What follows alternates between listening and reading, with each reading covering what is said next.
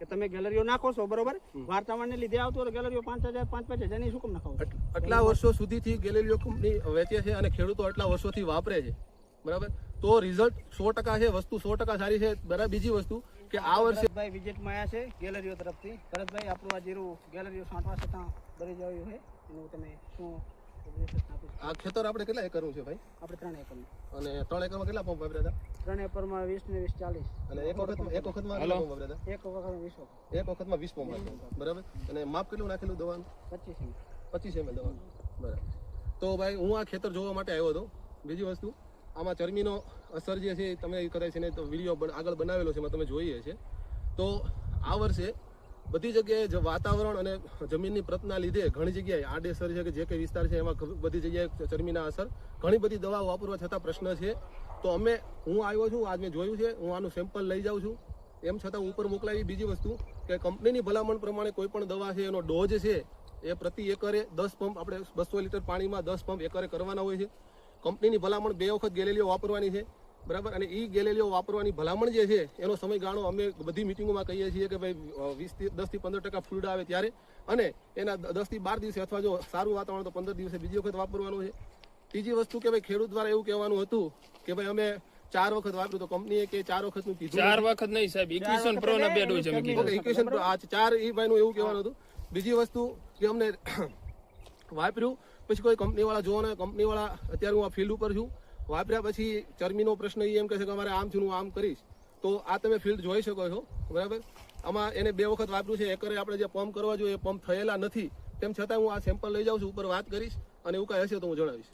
ભરતભાઈએ કીધું કે વાર્તાવરણને લીધે છે એટલે ગેલેરીઓ તો ખોટી વસ્તુ જ છે ને, કે તમે ગેલેરીઓ નાખો છો બરોબર, વાર્તાવરણને લીધે આવતું હોય ગેલેરીઓ 5,000 5,000 એની શું કેમ નખાવો?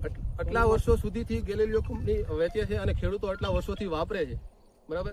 તો રિઝલ્ટ 100% છે, વસ્તુ 100% સારી છે, બરાબર. બીજી વસ્તુ કે આ વર્ષે પાછલા 1 વીકમાં જે વાતાવરણ બદલ્યું હતું એના લીધે બધે ખૂબ આવા પ્રશ્નો, બધી કોઈ પણ દવાઓ વાપરવામાં આવેલા છે.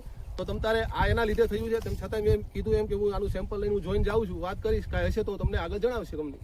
આનું નિરાકરણ 15 દિવસની અંદર આવશે તો બરોબર, ના હાથરપુર તાલુકાની અંદર ખેડૂત આંદોલન થશે. ઓકે, કાંઈ વાંધો નહીં.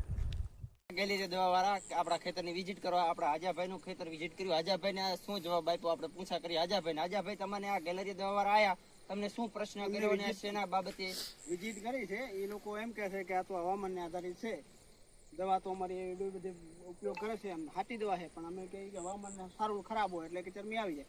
તો હવામાનને લીધે આધારિત હોય તો આપણે એ ગેલેરીઓની 5,000 દવા નાખીને તો મતલબ શું, એ કહી શકે. અને પછી આપણે એને આજથી 15 દિવસ પહેલા કોલ કરેલો કે ભાઈ તમે અમારા ખેતરની વિઝિટ કરો. હવે એ વાઢ્યા ટાણે આવે એટલે એનું ફ્રોડ તો સહી સાચું જ છે ને બધું. આ આપણા નવા ખેડૂત ઈશ્વરભાઈ છે, એમને બી એ કાળી ચરમી આવી ગઈ.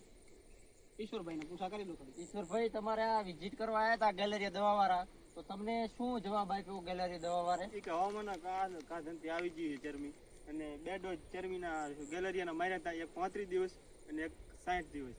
2 ડોઝ એ છતાં મારવા છતાં એક ખેડૂત હું નથી, આવા કેટલાય ફ્રોડમાં આવી ગયા છે આંતરપુર તાલુકાના ખેડૂત. પણ ખેડૂતો જાગૃત થાઓ થોડાક અને આગળ આવો ને આપણો મુદ્દો ઉઠાવો થોડોક, તો આપણા હાથરપુર તાલુકામાં ફ્રોડ થતા બંધ થશે, કરશું એ નક્કી 100%. અને આ ગેલેરિયા દવાનું તમે છંટકાવ કર્યો, કેટલા એકરમાં તમે જીરું કરેલું હતું?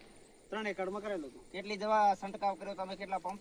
અમે કર્યો તો એ 40 પંપનો, 40 અને એક 16 પંપનો કર્યો. કેટલા ડોઝ માર્યા હતા? અમે 2 ડોઝ ગેલેરીયાના માર્યા હતા અને 2 ડોઝ ચરમીના માર્યા હતા. ઈશ્વરભાઈ તમે સેમ કર્યું હતું? ઈશ્વરભાઈ એકડે 10 પંપ પર રીતે જ સાટેલું છે. તો હવે આ આપણે ગેલેરી બાબતે આપણે શું કરશું? હવે આપણે હાથરપુર તાલુકાની અંદર એક નાનું મોટું QR કોડ ના નામે ફ્રોડ જ કરેલું છે ગેલેરીઓ. જે QR કોડ ના નામે ફ્રોડ કરેલું છે એના વિશે મેં એમને પૂછ્યું, તો એમને સોગન ખાધા ને એવું કીધું કે મેં એવી રીતે આ બાઇક અને કોઈ હોન્ડા કે એવી રીતે મેં કોઈને આલેલા નહીં. સોગન ખાઈને કે છે, સોગન ખાવાને એમાં આવતું જ નથી. પદ્ધતિસર જો એમને આપ્યો હોય તો આવે, સોગન ખાઈને એને કહેવાનું આ ચા આવે ને એ વાતનો વિડીયો પણ એને ઉતારવાની મને ના પાડી.